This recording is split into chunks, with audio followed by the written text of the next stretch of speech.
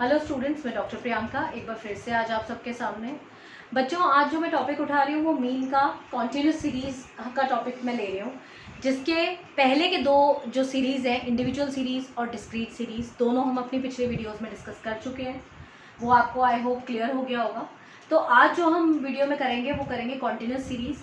मैंने आप लोगों को जैसे पहले भी बताया था कि हमारे पास 3 तरीके की सीरीज़ होती हैं: individual series, discrete series and continuous series. Individual series में आपके पास फ्रीक्वेंसी नहीं होती, डिस्क्रीट सीरीज में you have frequency with the x variable, and in continuous series you have a group data. देखिए, कॉन्टिन्यूस सीरीज का एक एग्जाम्पल क्वेश्चन मैंने board में लिखा है, आप इसको बड़े आराम से पहचान सकते हैं। कॉन्टिन्यूस सीरीज में मोस्टली जो एक्स वेरिएबल होता है उसमें ग्रुप्स दिए हुए होते हैं। It can be 0 to 10, 10 to 15 और 15 to 30, लाइक इस तरीके से कोई भी आपको ग्रुप दिया हुआ हो सकता है। उसके साथ उसकी फ्रीक्वेंसी गिवन होती है जिसमें आपको मीन निकालना होता है। फॉर्मूला लगभग सेम होता है, थोड़ा सा पैटर्न अलग होता है। आज हम तीनों मेथड से कॉन्टिन्यूस सीरीज का एक क्वेश्चन सॉल्व करते हैं, जिससे आपको ये कॉन्सेप्ट काफ़ी अच्छे से क्लियर हो जाएगा। तो लेट्स टेक दिस क्वेश्चन। मेरा क्वेश्चन है 0 to 10, 10 to 20, 20 to 30, 30 to 40 and 40 to 50, जिसमें फ्रीक्वेंसी आपको गिवन है 8, 5, 4, 6, 7। इसके अलावा मेरे पास 3 मेथड हैं: direct method, shortcut method and step deviation method. Direct method, shortcut और स्टेप डेविएशन के फॉर्मूला मैंने लिखे हैं। ये मैं आपको अपनी इस टॉपिक की फर्स्ट वीडियो में बता चुकी हूँ, एक टेबल के सहारे से, कि किस तरीके से आपके 9 फॉर्मूले वर्क करते हैं मीन में। तो 1 by 1 हम एक एक फॉर्मूले से इसको सॉल्व करेंगे। सबसे पहले, जैसे कि आप डायरेक्ट मेथड में देख पा रहे हैं, मीन का जो फॉर्मूला है वो है आपका summation of F M upon summation of F. यहाँ पर समेशन ऑफ एफ एम का मतलब क्या है? फ्रीक्वेंसी की table multiply by mid point. M is here mid point.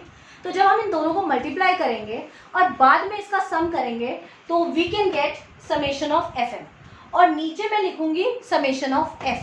तो जब मैं इसको कैलकुलेट करना चाहती हूँ तो सबसे पहले मैं मिड पॉइंट्स निकालूंगी। अब कई बार तो मिड पॉइंट निकालना काफ़ी आसान होता है एक्स का, जैसे कि इधर है 0 to 10 का मिड पॉइंट हम सब रैंडमली बता सकते हैं 5 है, 10 to 20 का मिड पॉइंट 15 है। बट कुछ केसेस में ये जो वैल्यूज होती हैं थोड़ी सी ऑड आ जाती हैं, लाइक 0 to 15 या 0 to 35। तो इन केसेस में मिड पॉइंट निकालना बच्चों के लिए थोड़ा सा मुश्किल हो जाता है। तो उसका एक बहुत ही इजी तरीका है कि आप दोनों वैल्यूज को प्लस करें और डिवाइडेड बाई 2 करें। जैसे मैं अगर इसका मिड पॉइंट निकालना चाहती हूँ तो मैं 0 और 10 को प्लस करूंगी और डिवाइडेड बाई 2 करूंगी, जिससे 10/2 आएगा और उसका मिड पॉइंट 5 आ जाएगा, जो कि हम जानते थे। तो ये बहुत ही एक इजी तरीका है मिड पॉइंट निकालने का, कि आप चीज़ों को प्लस कर दीजिए, अपर एंड लोअर लिमिट को प्लस कीजिए और उसको 2 से डिवाइड कर दीजिए, तो उससे आपका मिड पॉइंट निकल जाएगा। तो इसके अकॉर्डिंग हमारा जो मिड पॉइंट निकल रहा है 5, 15, 25, 35 एंड 45, ये हमारे मिड पॉइंट्स निकलेंगे। अब ये मिड पॉइंट्स निकलने के बाद हम इसको फ्रीक्वेंसी की टेबल के साथ मल्टीप्लाई करेंगे। कई बच्चे क्या गलती करते हैं, एफ एम का मतलब वो समझते हैं एफ और एम का मल्टीप्लिकेशन, टोटल का मल्टीप्लिकेशन। नहीं, ये गलत है। इस परसेप्शन के साथ आप बिल्कुल ना रहें कि एफ और एम के टोटल को मल्टीप्लाई करें। आपने एफ और एम की सीरीज को मल्टीप्लाई करना है और बाद में आप उसका टोटल करेंगे। अब मैं यहाँ एफ और एम को मल्टीप्लाई करती हूँ। 8 5 40, 15 5 75, 25 4 100, 35 6 210 and 45 into 7 is 315। ठीक है, तो ये हमने आपका सॉरी ये एफ एम निकला, ये डी नहीं निकला, ये एफ एम निकला है। तो एफ एम जब हम निकालेंगे तो एफ एम की टेबल में हमने एफ और एम को मल्टीप्लाई किया। अब एफ और एम की टेबल को मल्टीप्लाई करने के बाद हम इसका टोटल करेंगे, जो कि मैं यहां पुट करूंगी।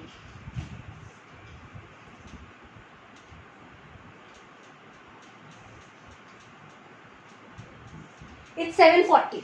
तो 740 आपका एफएम का टेबल आ गया। अब आपका एफएम की जगह हम लिखेंगे 740 और फ्रीक्वेंसी का टोटल हम लिखेंगे 30, जिसको आप कट करके अपना आंसर निकाल सकते हैं।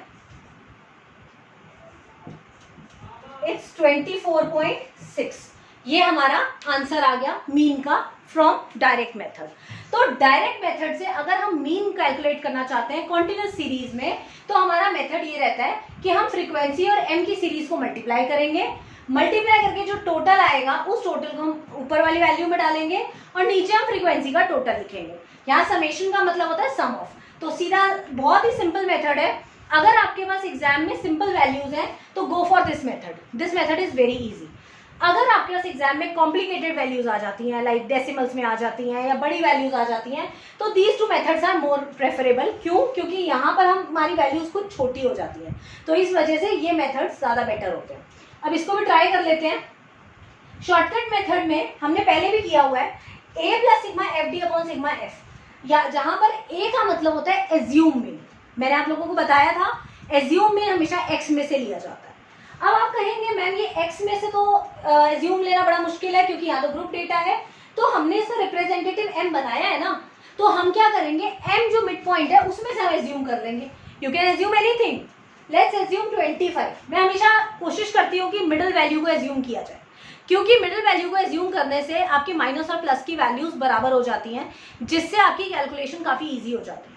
बाकी आपके विषय है, आप इसमें से कोई भी वैल्यू एज्यूम कर सकते हैं, आपका आंसर सेम आएगा, उस पर कोई असर नहीं है। अब m मैंने निकाल लिया यहाँ पर, m में से एक एज्यूम भी ले लिया। अब मुझे चाहिए इसमें d के लिए मैं क्या करूँगी, d का फॉर्मूला होता है हमारा m माइनस a। मैंने पहले भी बताया आपको d निकालने का तरीका है m माइनस a। अब मिड पॉइंट में से आप एज्यूम मीन को माइनस करते जाएं।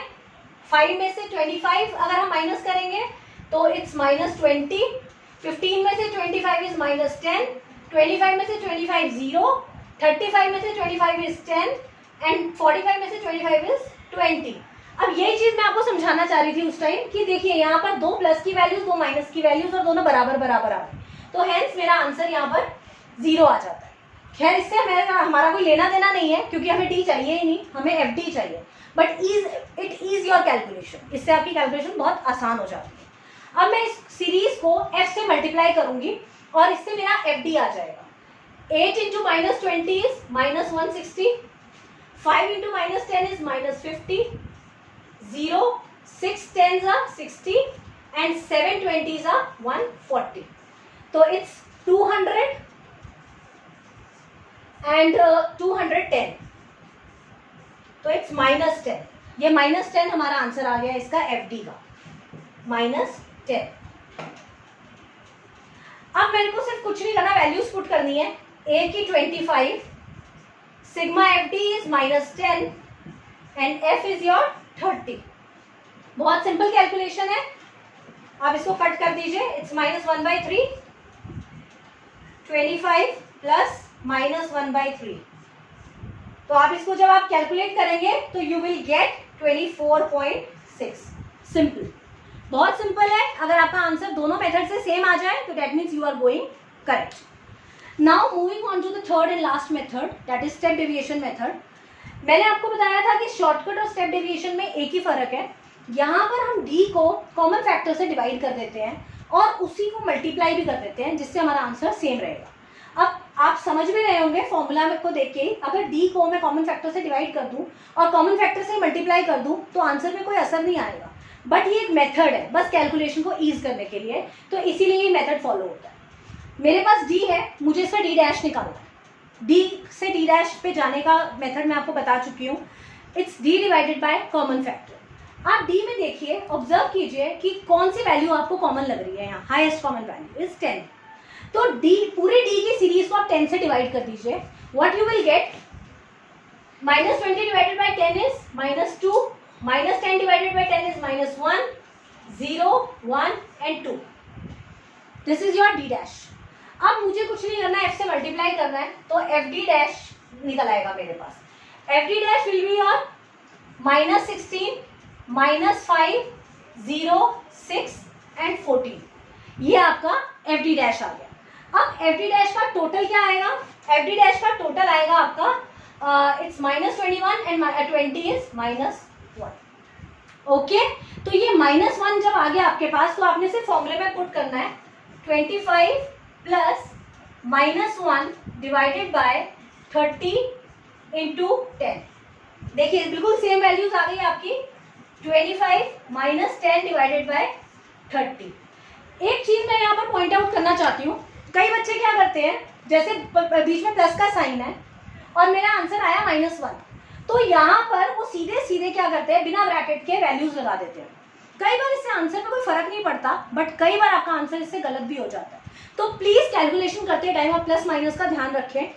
बहुत बार ऐसा होता है कि आपको प्लस और माइनस इकट्ठा रखना होता है या माइनस माइनस इकट्ठा रखना होता है, बट आप सिर्फ एक माइनस लगा देते हैं जिससे आपकी वैल्यूज चेंज हो जाती है। आपको पता होना चाहिए माइनस इंटू माइनस प्लस होता है। तो जब आप एक ही माइनस लगाएंगे तो माइनस रह जाएगा, और जब आप दो माइनस लगाएंगे तो इट विल बी प्लस। तो इस वजह से आपको हमेशा जब भी आप दो साइंस इकट्ठे लगाएं तो it's a rule of mathematics, और you can say it's an ethic of mathematics कि आप ब्रैकेट के साथ लगाएं ताकि आपकी कैलकुलेशन कभी भी गलत ना हो। कई बार पूरा क्वेश्चन सही होता है और लास्ट में कैलकुलेशन गलत होने की वजह से आप मार्क्स खो देते हैं, तो इसलिए इसका ध्यान रखें। अब 25 minus 10 by 30 is again 24.6. Hence my answer is proof that it is correct. तो तीनों मेथड से मेरा आंसर बिल्कुल सही निकला है। तो ये मेरा था कॉन्टिन्यूअस सीरीज जिसको मैंने तीन मेथड से सॉल्व किया, direct method, shortcut method and step deviation method. अगर आपकी वैल्यूज छोटी हैं गो विद डायरेक्ट मेथड, अगर आपकी वैल्यूज थोड़ी बड़ी हैं गो विद शॉर्टकट, एंड अगर बहुत बड़ी हैं go with step deviation method. All the three methods are very easy. अगर आप 3-4 बार इन क्वेश्चंस को प्रैक्टिस कर लें तो आपके लिए क्वेश्चंस बहुत इजी हो जाएंगे। Just focus on your calculation and learn your formulas.